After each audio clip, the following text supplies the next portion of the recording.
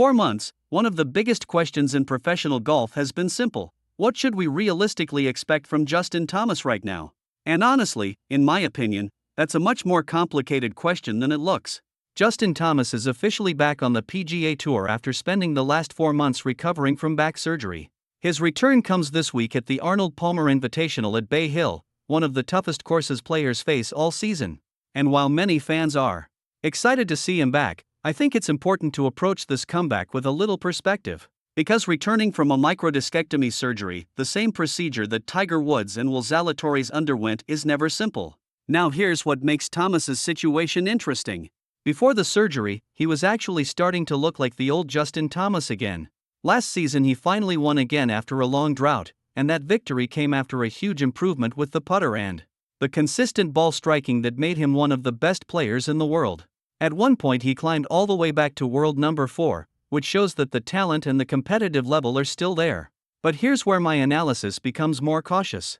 History shows that coming back from this kind of surgery can be unpredictable. Will Zalatoris returned from the same procedure in 2023 and played more than 30 tournaments afterwards, but he struggled to consistently contend and eventually needed another surgery.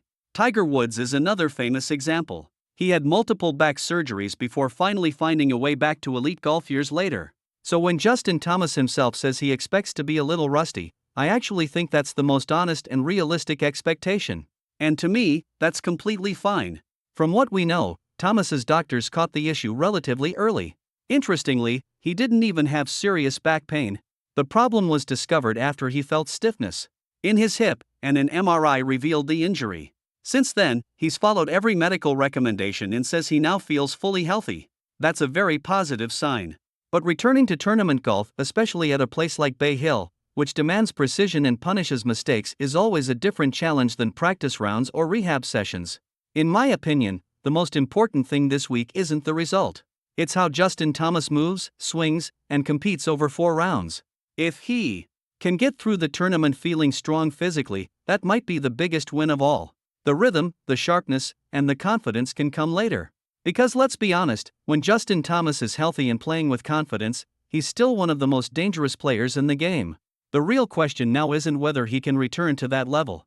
It's how long that journey will take. And this week at the Arnold Palmer Invitational might just be the first real step.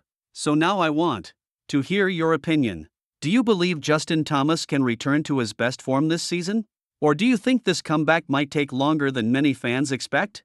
Let me know down in the comments.